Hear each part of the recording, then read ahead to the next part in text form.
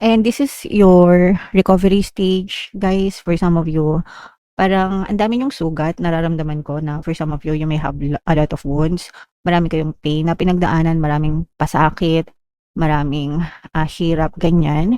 Pero hindi kayo bumibigay, hindi kayo napapabagsak ng buhay. If ever man, mas lalo pa kayong tumitibay and as of now, nandun kayo sa stage na bumabawi kayo sa buhay niyo.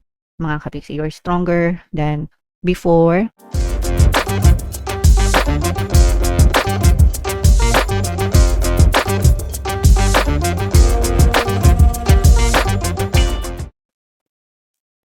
Hello guys, hello Pisces. Welcome back to Pinoy Pixie Tarot. Ang pamagat ng episode natin for tonight is monthly check-in para ngayong August para sa Pisces, Sun, Moon, Rising sign, and Venus. If in case guys na hindi kayo nakaresonate dun sa monthly horoscope nyo, pwede nyo panoorin tong video na to.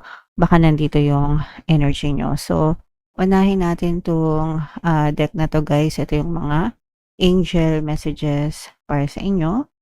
Forgiveness guys. Ito, very important to mga kapiksi para mawala yung mga tinik sa dibdib nyo mga kapiksi, yung mga emotional blocks nyo. Kapag may mga tinik sa dibdib kasi kayo guys, nagiging balakid yan sa buhay nyo. Balakid sa kaligayahan, sa kasaganaan, sa kapayapaan. And ayaw natin na mag-suffer mga kapiksi sa buhay dahil lang dun sa mga ganong klase ng blocks guys, okay?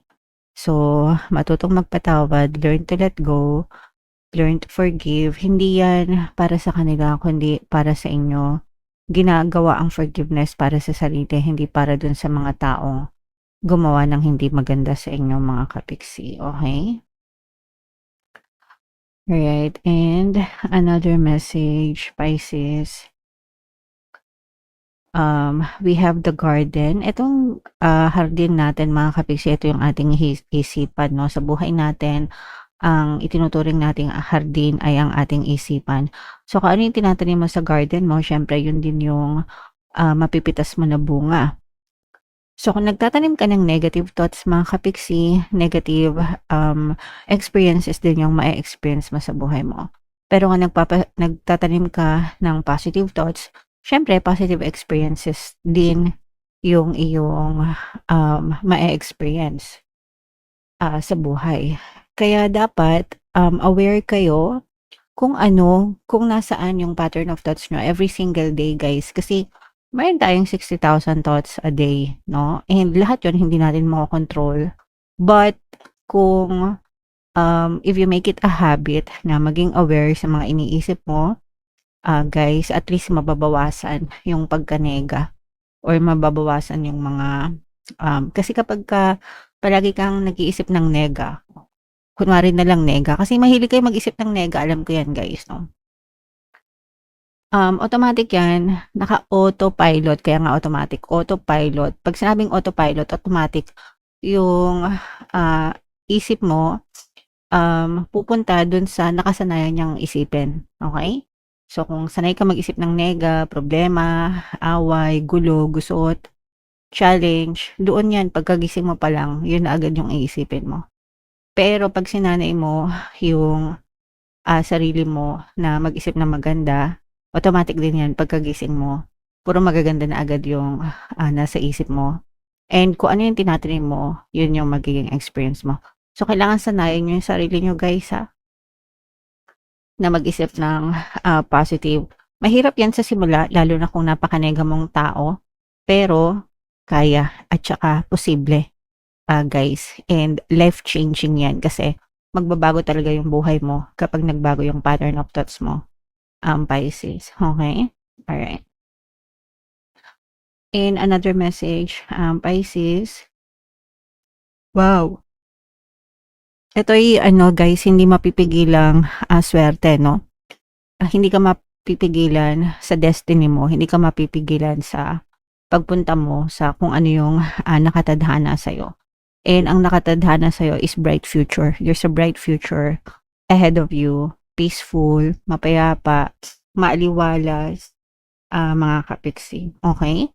So, yeah, make sure na i-welcome nyo yan sa buhay nyo, guys, or maging excited kayo sa pagpunta dyan sa magandang adventure na yan sa buhay nyo. Okay? Alright. So, ito naman ay sa love, guys. Tingnan naman natin yung mga love message or love advice sa inyo. Kung ano lang yung makaresonate. Deception. So, ito yung pandoloko. Someone is wearing a false mask dito sa situation nyo. So, it's either ikaw yung nandoloko or yung person mo yung nandoloko sa inyo. But definitely, there are lies, there are deception. May nandoloko sa inyong dalawa, guys. Another message, guys. Ito naman ay reconciliation, pagbabati. No, there's a room for reconciliation. Lalo na, guys, kung nagkaroon ng forgiveness, kasi nga sabi natin magkaroon ng forgiveness. So kung nagkaroon ng forgiveness, guys, there's a chance na magkabalikan, magkasundo ulit. Pwedeng hiwalay na kayo, pwedeng nag-no contact kayo, or pwede rin na nagkaaway lang kayo, no? Not necessarily naghiwalay, pero nagkalabuan, hindi nag-uusap, ganyan. So, may pagbabati na maaaring maganap sa relationship nyo, mga kapiksin. So, hindi ko alam kung paling yung screen ko, guys, kasi dito yung aking POV. And ito naman ay flirt, guys, no? Extend your light-hearted energy sa person nyo and to others kung kayo ay single. So, let them know. Yung flirt, guys, syempre, kung sino lang yung SP nyo, yun lang yung landi-landiin nyo, huwag kayong limandi sa iba. Sa person nyo lang, guys, no? Yun lang yung valid, mga kapiksi. Alright, so comment down below, Pisces, if feeling nyo, naka-resonate kayo dyan, guys. So, shuffle natin to. Hanapin natin yung energy ng Pisces, mga kapiksi. Habang sinashuffle ko to, guys, panoorin nyo muna yung video natin regarding sa ating paano mag-manifest ng abundance video course. Kapiksi, sawa ka na ba sa mga struggles at hirap sa buhay mo? Masipag ka ba at masikap sa buhay ngunit hindi ka pa rin umaasenso? Ilang beses ka na bang nag-attempt magnegosyo at mag-invest pero palagi ka pa rin nalulugi? Sa pagkakataon na ito ay maaaring may subconscious beliefs ka na nagiging balakid sa iyong pag-unlad at pagyaman. Introducing, paano mag-manifest ng abundance video course. Dito ay matututunan mong ma-overcome ang mga balakid mo para tuluyan ka ng umunlad, umasenso, sumagana, maging matagumpay, successful at maswerte sa iyong kabuhayan, pera, trabaho, negosyo sa lapi at kaperahan ng bonggang-bongga. Dali, mag-send na ng email sa pinoypixitaro@gmail.com at simulan na ang iyong pagyaman ngayon. Alright, so sa lahat ng gusto mag-avail ng course, guys, mayroon tayong paano mag-manifest ng abundance video course, paano mawala ang third party at magkaroon ng harmonious na relationship, paano pabalikin si ex, revise breakup. Sa mga interesado, guys, mag-send lang kayo ng email sa pinoypixitaro@gmail.com. And sa mga naghahanap ng pampaswerte, guys, meron tayong money shaker jar. Ito yung maliit na bote pero super effective, super powerful, mga kapiksi. At saka ito, ito yung ating WhatsApp number, mga kapiksi. I-chat nyo lang ako dyan, guys. So, Pisces, kayo ay represent ng Queen of Cups. Kung ano lang yung makaresonate sa inyo, guys, take that message. So, yung first energy natin, mga kapiksi, ito, you are building something very solid sa buhay nyo, mga kapiksi. It's either nagbi-build kayo ng magandang career path para sa sarili nyo. Yung iba sa inyo pwedeng nagbi-build kayo ng magandang negosyo. Yung iba, guys, pwedeng nagpapatayo kayo ng bahay or nagpapa-renovate kayo, mga kapiksi. But this is something na very, very solid para sa inyo, guys. Makakatulong din sa inyo yung mga partnership, mga kapiksi.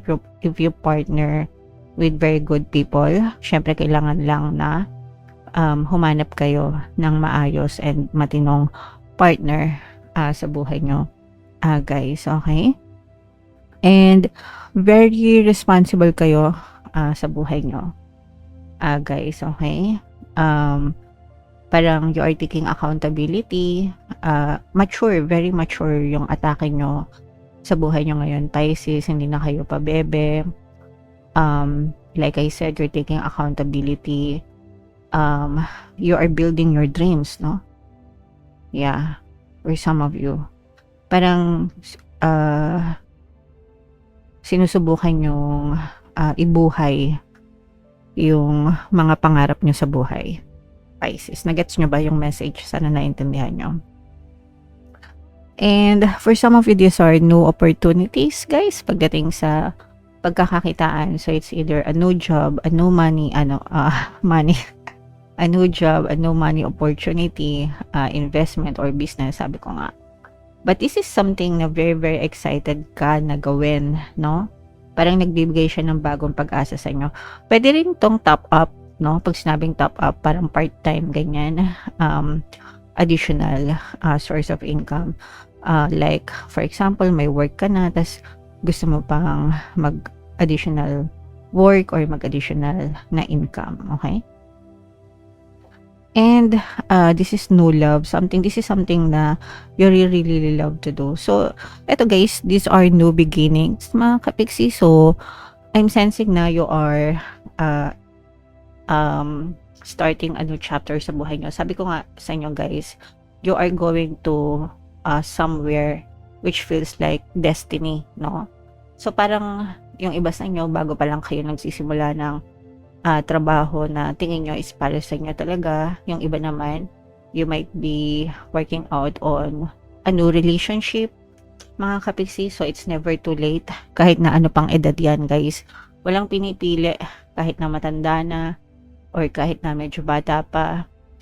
It's never too late to start pagdating sa mga bagong pagkakakitaan and even sa love, guys, no?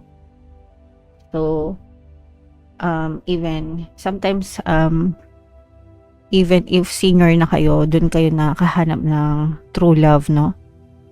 And you get married kapag senior na, yung mga ganun. So what I'm trying to say is never too late, mga kapiksi. Wala tayong timeline sa buhay natin, guys, as long as you enjoy it, okay? So this is an earth sign energy. Ini-embrace nyo yung pagiging humble nyo and you're just enjoying, guys, kung ano yung meron kayo sa paligid nyo, mga kapiksi. Yung iba sa inyo nagpapaka-practical sa buhay, and tama naman yun.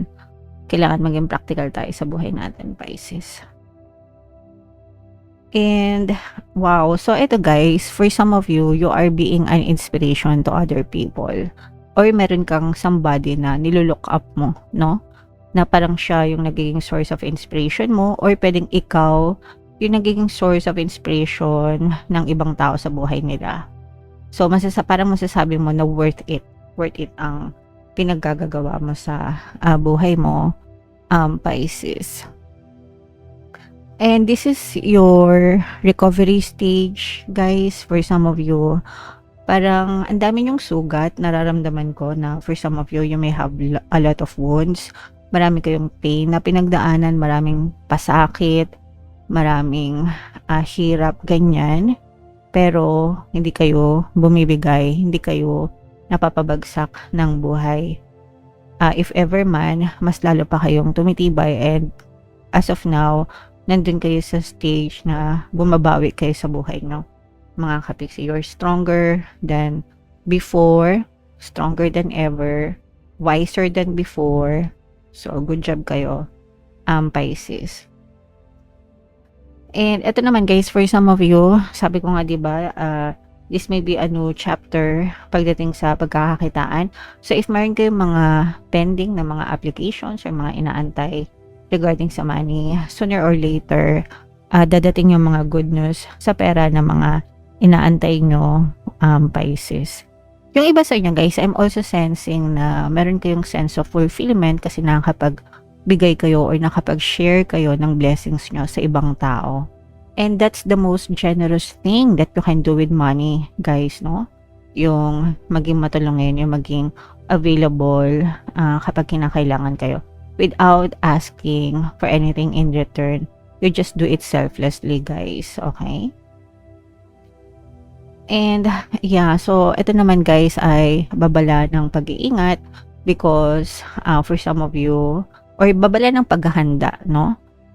For some of you, maaari kayong maka-experience ng bagyo, pagsubok, challenge. Ito naman guys ay normal, this is normal na bahagi ng buhay natin, mga kapiksi, of course. May mga times talaga na maka-experience tayo ng mga pagsubok or challenge. Basta ang importante is magpakatatag tayo, guys, no? Kasi para sa atin yun, yung mga problems na dumadating, para sa atin yun, hindi para pahirapan tayo, but para tulungan tayo na maging mas matibay and mas maging resilient sa buhay natin and mas maging palaban, di ba? Okay. And may mga blessings na kaakibat din yan, mga kapiksi. Alright. So, yeah, that's your reading, guys. Comment down below if nakaresonate kayo. For more tarot readings, ito yung playlist nyo, guys. Ito naman yung ating success stories ng paano mag-manifest ng abundance video course. Panoorin nyo itong video natin, guys, about money shaker jars. Thank you for liking, sharing, and subscribing. See you next time. I love you all, guys. Have a nice day. Bye-bye.